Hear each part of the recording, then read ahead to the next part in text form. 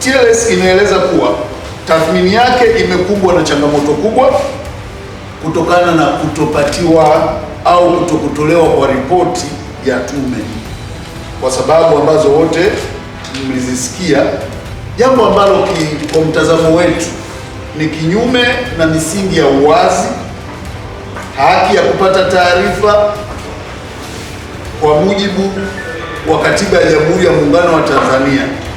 Kutokana na hali hiyo, uchambuzi umejikita katika hotuba ya mwenyekiti wa tume na maelezo ya baadaye yaliyotolewa kwa umma.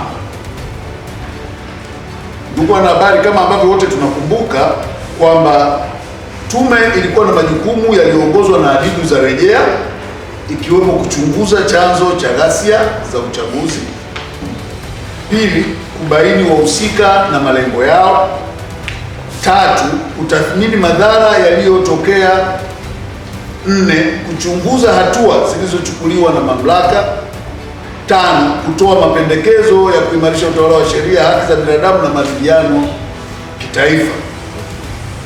Hata hivyo, TLS inaona kuwa utekelezaji wa majukumu haya haukufikiwa ipasavyo kutokana na mapungufu makubwa yaliyojitokeza. Chanzo cha ghasia na tathmini ya TLS. TLS inaeleza kuwa chanzo cha ghasia hizo si tukio la ghafla, bali ni matokeo ya mkusanyiko wa matatizo ya muda mrefu ndani ya nchi, ikiwa ni pamoja na mapungufu katika mfumo wetu wa uchaguzi, kukosekana kwa uwajibikaji wa taasisi za dola, malalamiko ya muda mrefu kuhusu haki za binadamu, kushindwa kwa mahakama kutekeleza ipasavyo dhima ya check and balance, ule mlinganyo wa kimamlaka katika mihimili, kutizamana huyu anafanyaje kazi, huyu anatekelezaje. Pale kulikuwa na changamoto ambayo hususan kwenye masuala ya enforced disappearances na watu kukamatwa na kupotezwa. Kwa hiyo ilikuwa ni sehemu yenye changamoto, lakini kukandamizwa kwa uhuru wa kisiasa na kiraia,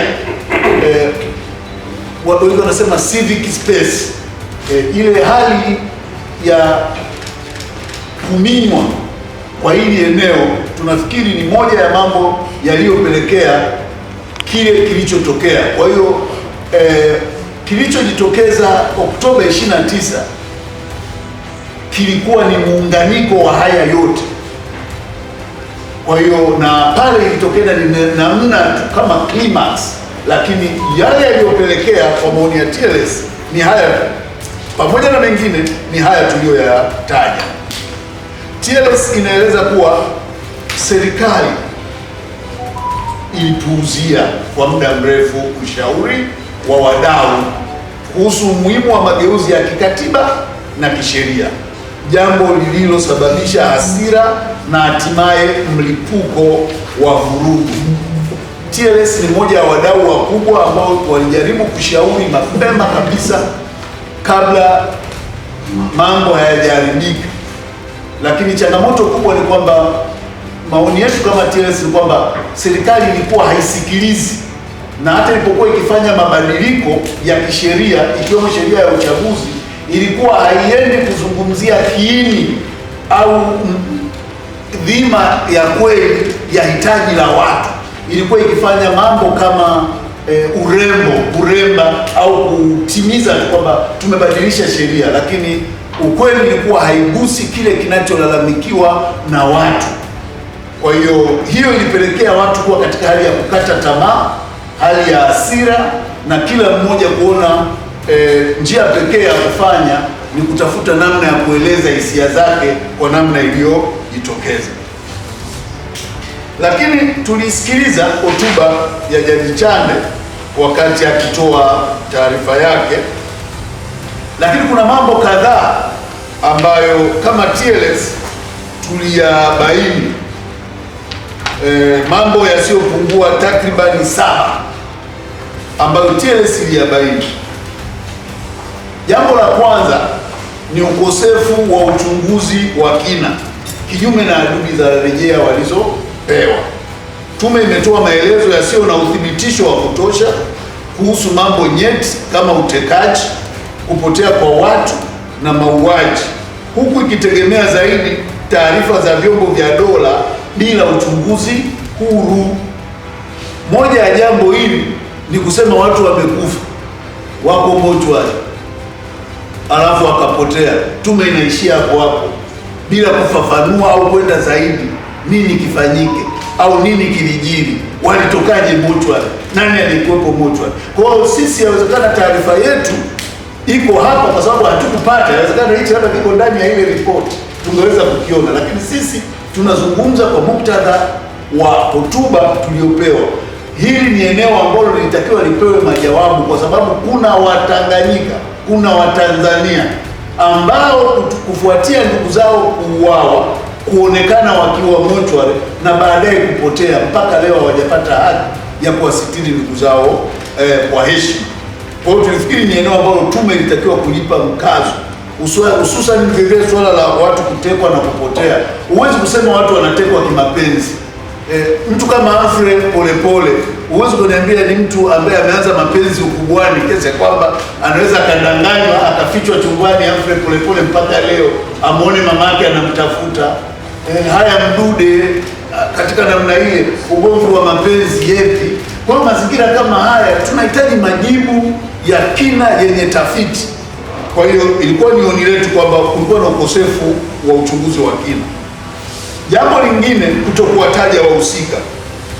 Pamoja na kukiri uwepo kwa vitendo vya uhalifu mkubwa, tume haijabainisha nani walihusika wala kutoa mapendekezo ya hatua za kisheria dhidi yao, jambo ambalo lilikuwa kwenye hadidu zao za rejea. Kwa hiyo tutarajia tume ituambie, sio tena iseme kama ilivyofanya.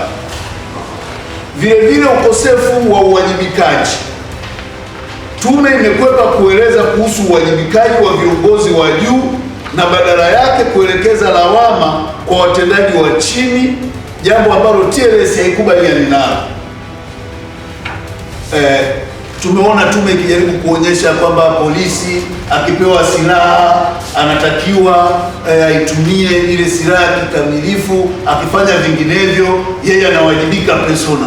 Sasa iliendaje kule tume bila kutuambia viongozi walioruhusu watoke na zile silaha kwenda kwenye zoezi la uchaguzi?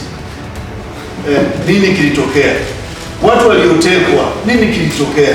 Haya ni maeneo ambayo tume ilitakiwa kuja na majawabu, lakini badala yake hakuna kitu cha msingi ambacho umma ulikipata.